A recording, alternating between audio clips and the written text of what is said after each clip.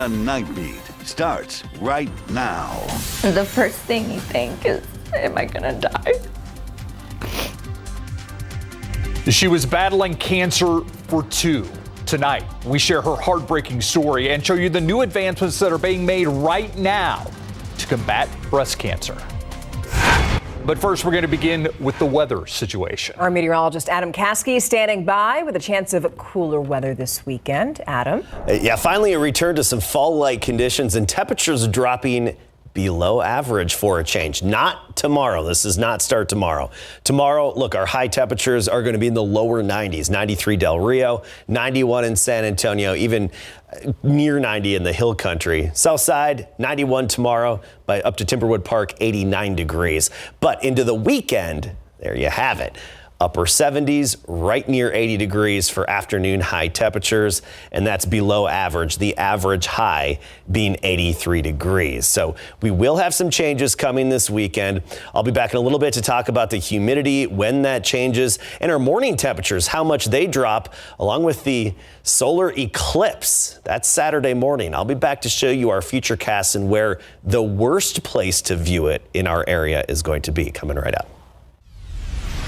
Adam, thank you. In other news tonight, the fallout continues in the Middle East. The Israel-Hamas war has claimed the lives now of thousands of people. Tonight, we know that at least 27 Americans have been killed in those attacks. There are Americans still in Israel, and a major concern right now is getting those that want to get out home. ABC News reporting Delta Airlines partnering with the U.S. government to arrange flights for U.S. citizens. This as the support for Israel continues to pour in. Today, Secretary of State Anthony Blinken actually vowed U.S. support for Israel's defense against Hamas. Now, right here at home, the Jewish Federation of San Antonio is also taking a stand against the war in Israel. Yeah, and they're asking you to support the Israel Crisis Fund. That organization wants to raise $1 million locally, and then the Bar Yadin Family Foundation will match, doubling the dollars to $2 million. All of the money will go towards helping victims with items like clothing, toiletries, tents, as well as sleeping bags, because so many have lost their homes in the bombing. It's unbelievable the chaos that's going on there. And people ask me, what can I do? I say, well, this is what we can do. So if you'd like to donate, you can visit the Jewish Federation of San Antonio's website, and we have a link to that website on our website, KSAT.com. Now, with all the unrest in the Middle East right now, both the White House and local leaders are on the lookout for potential danger. The San Antonio Police Department is making it clear tonight, however, that there's been no credible threat to our region, but they are asking everybody to be vigilant. So if you see something, say something. He initially tried to pass off his father's shooting death as a suicide. But right now, this man, 42-year-old Jason Anthony Huron, will be spending 12 years behind bars for his murder. That sentence the result of a plea deal. Back in May of 2021, Huron told 911 his father, Anthony Huron, had killed himself. He later changed that story, admitting he was the one who pulled the trigger. Officers found the father dead in the living room of his home on Lyric Street, which is on the city's southwest side. Tonight, those 3 men are facing child sex crime charges, and now Live Oak police are asking victims to come forward. Police arrested Jared Kirkus, Matthew Miller, and Garrett Andrew Bailey. Investigators think that there are victims in other counties and other states who are connected to those 3 suspects you see on your screen. So if you know anything that could help investigators, you can call the Live Oak Police Department. The number is on your screen. It's right under the first picture in yellow, and that number is 210-945-1734. And now to a push with new technology and new techniques to treat one disease that's top of mind this month: breast cancer. And the night team's Avery Everett shows us inside Baptist Health System's breast center, where patients and doctors alike are working together to fight for a cure. That's our little miracle. Even in these new memories, And that's our little family. Aubrey Espinoza can still see the past. I feel like I stayed in May forever. May 2022, forever synonymous with her breast cancer diagnosis at only 30 years old. Hard. So much going through my mind. But she wasn't alone on her journey with breast cancer. At the time of her diagnosis, she was weeks pregnant with her daughter, Kinley. My daughter went through the first 4 rounds of chemo with me. She got treatment through the Baptist Health System. From surgery to chemotherapy, her journey came complicated. Cancer is not a one-size-fits-all kind of thing. And doctors say looking forward, there's reason for optimism. We have come an incredibly long way with things like targeted therapy, therapies that actually target specific characteristics of the tumor cell. Doctors say this year, new technology and treatments are saving more people like Espinoza. It's very detectable, it's preventable, and it's treatable. They're also advocating for regular screenings. If you skip that mammogram, we're kind of missing a piece of that puzzle. Typically, women over 40 should get a screening every year. But new research from the American College of Radiology is calling for all women to get a risk assessment at the age of 25 to determine if earlier screening is needed, hoping to help detect more patients like Espinoza earlier on. If you feel something, just keep pushing until you have answers. Now a survivor and a mom to 2. And we just got her birthday pictures done. Espinoza says there was a day she thought she wouldn't see her daughter's first birthday, but not anymore. There was always that chance of losing her, so I know she's gonna be a feisty little firecracker, and she's gonna be the strongest woman ever. I know it. Just like her mom. She tells us that while she has been declared cancer-free, her treatment, it's far from over. She's taking pills for the next 5 years and getting a monthly shot. Now, after chemo, she also faces the additional journey of breast reconstruction. Steve, Stefania. Our hearts go out to her, but I'm glad that she's doing well now. Thank you, Avery. In other news tonight, Texas lawmakers one step closer to making school voucher-like programs a reality in the state. Just hours ago, the Texas Senate passed a bill that would allow families to get up to $8,000 a year in state money to help them pay for private school for their kids. Now, this isn't really a voucher per se. Supporters say that families would get access to the money through education savings accounts. However, this is not a done deal because now the Texas House has to consider the measure. We have more information on how this would work on our website, KSAT.com.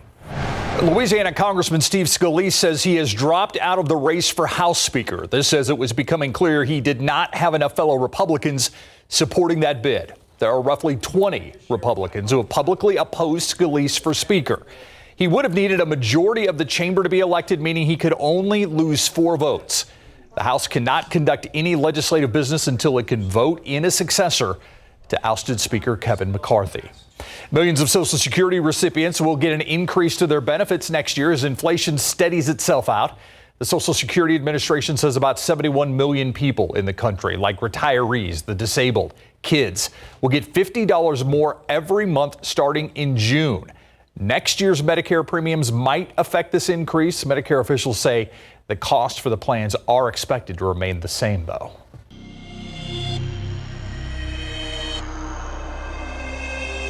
There is a poison drug supply right now in Texas. That if they're using a substance and they don't know where they got it from, that substance likely contains fentanyl.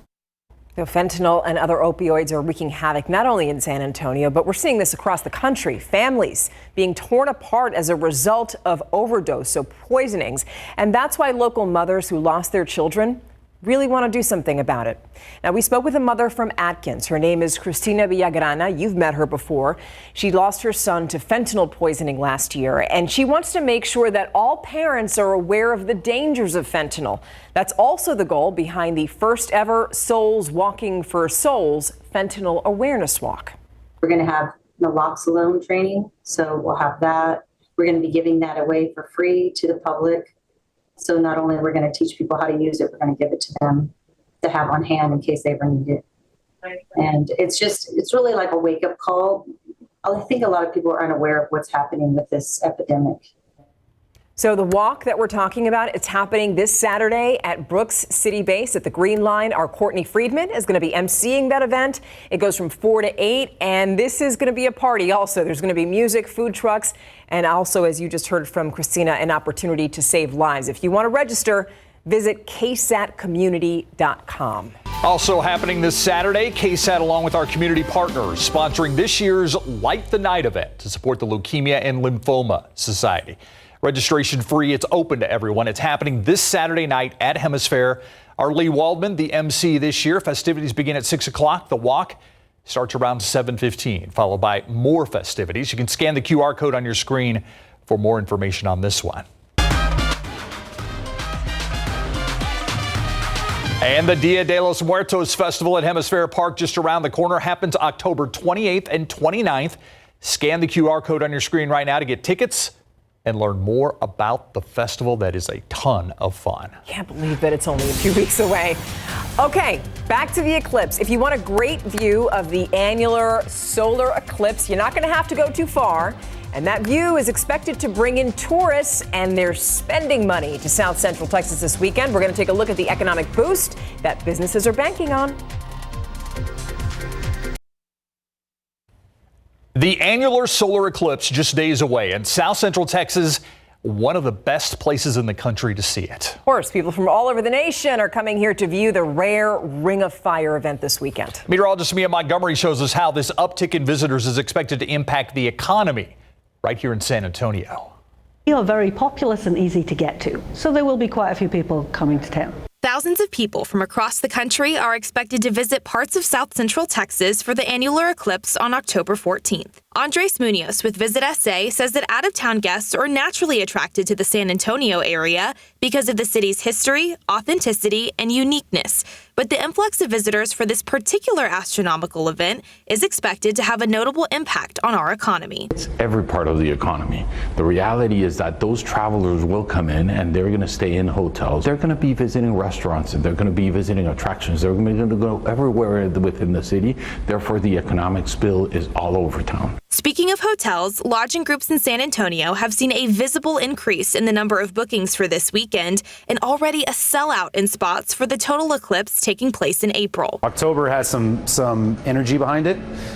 There's quite a lot more people booking those dates, but the April one is sold out. With our area residing in the path of the total eclipse happening in just 6 months' time, the economic drive expected this weekend will hopefully happen again on potentially even a larger scale next spring. And those are going to be repeats, and hopefully with the momentum that one eclipse drives, it will generate more momentum towards more people visiting after it gets shared in social media and what have you, and how special it was the first time around. A special event happening in a special place right here in South Central Texas. Mia Montgomery, KSAT 12 News. And there are various events taking place this weekend for anyone wanting to view the eclipse. You can scan this QR code. It's going to take you to our Eclipse Authority section of KSAT.com, where we have all the information.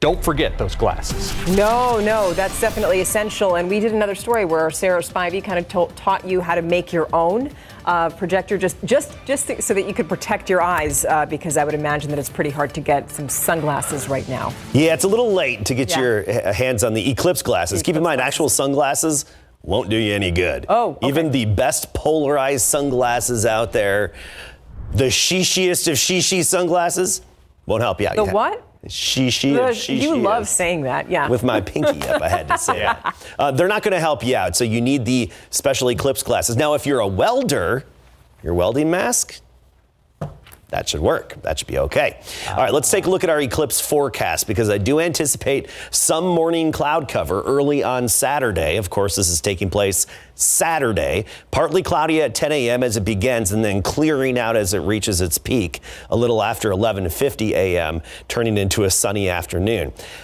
I also anticipate the temperature to drop off a little bit. I think we'll go from 68 at 10 a.m. down to 63 closer to 11 a.m. during the peak of it. Let's talk more about the cloud cover, because that's what counts here when it comes to an eclipse. Here's a big low pressure system. It's cold front. That cold front is what's going to move through late tomorrow and build some clouds for early Saturday morning. Here's our futurecast. These orange lines indicate the path of the maximum eclipse. So let's go through time. Saturday morning, around sunrise, I think a decent amount of clouds still lingering. As we progress through the morning, as we're so accustomed to around here, they slowly start to break up and dissipate, but not be completely gone when the eclipse begins. Now, the peak eclipse is coming in at exactly this time at this location with this circle. So Lakey, 11:53 a.m., right in the middle of it. Probably still some passing clouds. I think the worst place across our area will be closer to the Rio Grande. That's where I think you'll have the most clouds to obscure your view. 11:55 for San Antonio, still some passing clouds, but I think we'll have good viewing overall. We'll have about 4.5 minutes in the peak of this eclipse to get a view of it. So even if a few clouds pass by, 4.5 minutes is still a pretty good time. And then it all pushes to the southeast and it turns into a sunny afternoon. This is what I think it's going to look like when I mean some of those passing clouds moving through. 10:23 a.m. it begins. 11:54 it's at its max. We get that ring of fire. Still 10% of the sun is showing and shining. It's only 90% obscured, whereas April 8th, 100%. That's what we have to look forward to. Other weather headlines. I'm getting excited for the eclipse. I'm sorry, I have to talk a lot about it. Patchy fog again tomorrow morning, but not as bad as earlier today. Warm and humid tomorrow, then cooler and fall-like this weekend. Dew points are up right near 70. We're feeling the humidity right now. It's that flow off the Gulf of Mexico. This will change, and when you go out to watch the eclipse, crisp outside. Tomorrow's still humid, but notice that cold front dropping in. By midnight, it sweeps away the humidity, and it's gone for the weekend and even most, if not all, of next week. We won't have the mugginess in the air. A little bit of patchy fog and low clouds early, then the clouds break up and turn into sunshine in the afternoon, as we're so accustomed to. But I think we'll clear out more efficiently tomorrow than we did today. 71 at 7 a.m. By noon, we're 83, 91 for our high temperature. And notice Saturday, 78 for the high temperature, a little breezy as you venture outside to view the eclipse. Prepare for a north wind at 10 to 20. By Sunday morning, we're in the 50s. And look at those morning temperatures. Monday, 53. Tuesday, 53. Definitely feeling fall-like again with mornings in the 50s and highs near 80 this weekend all the way through next week. Here's a quick eclipse question we get. Will it get dark outside? No, but it's going to dim as if you were really in the shade. Okay, and in the meantime, we should get the kids' sweaters ready. Yeah, They're right. on the school bus in the morning. Thank you. All right, so these are two teams that know each other. I mean, this is like a backyard brawl we're talking about. Yes, Clemens and Judson. And you remember years ago when T.O. said, get your popcorn ready? Yeah. Okay, well, get your popcorn ready for the first two highlights of this game between Clemens and Judson. Yeah, Buffaloes are running fast. The Rockets are running fast. I mean, this is awesome. Plus, in the NBA, Jeremy Sohan is healthy and says he's ready to hoop. Coming up.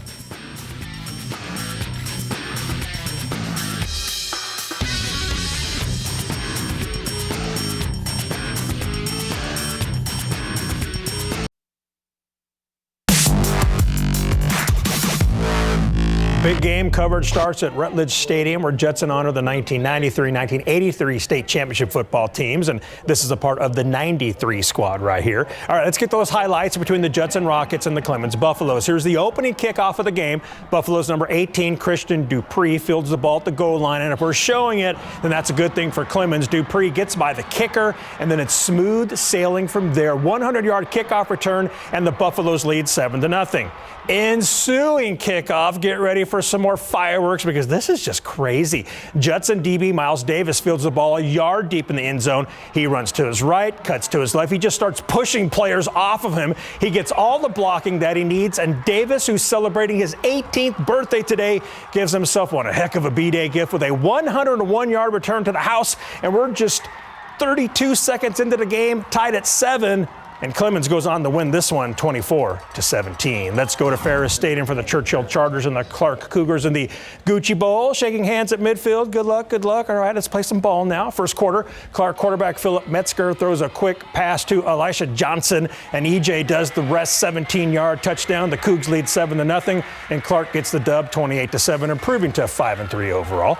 The Warren Warriors and O'Connor Panthers are playing some district football at the Gus. Third quarter, Warren knocking on the door. Quarterback Antonio Spurs running the option, and then he pitches it to Travion Mitchell, who gets knocked out of bounds just short of the end zone. Moments later, Mitchell cashes in with a 1-yard touchdown. The Warriors led 27-6. Let's go to the scoreboard for that final and another score. Warren takes it 35-21, and Highlands beat Edison 33-14 for the Owls' first win this season.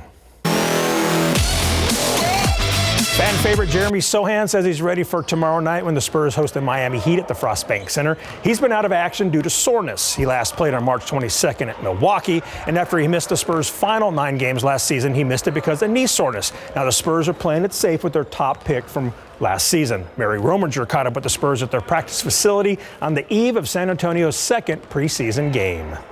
It's been the talk of the preseason. The Spurs are embracing positionless basketball given the new dynamic of the roster with the addition of Victor Wembanyama and just more experience from the veterans of the team. Now tomorrow when Miami visits town, we'll likely see one of those veteran leaders entered into the mix. Yeah, all good. I'm ready for tomorrow.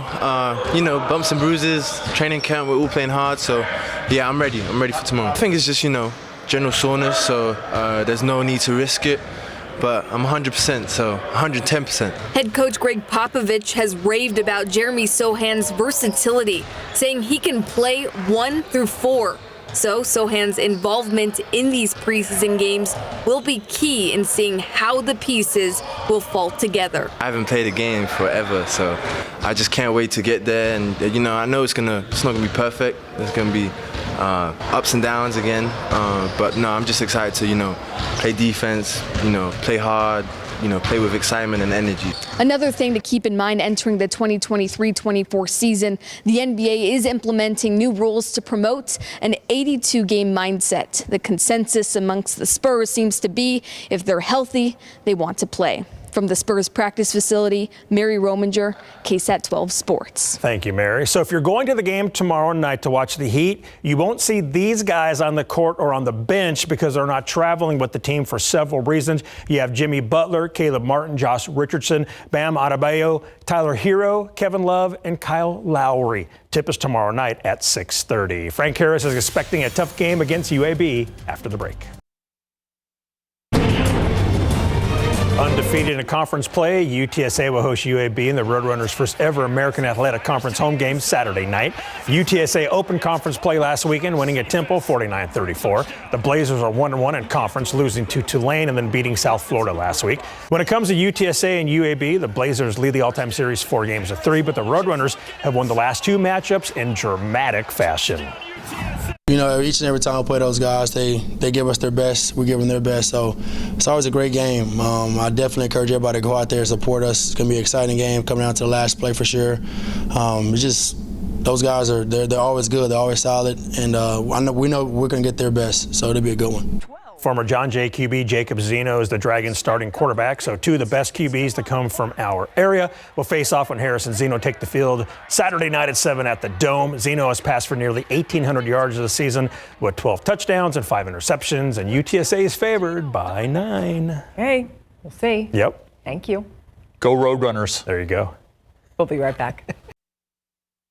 Their home and business sits on a tract of land approved by the city. Now, one letter is leading to numerous citations. How did the city become aware of potential problems on a property with council-approved zoning? Turns out that is quite a tale. KSAT investigates the criminal past of the disgraced former city official behind the letter and the developer who hired him. It's apparent to all of us what's going on. KSAT's investigation, including the developer's denial of involvement, is streaming now.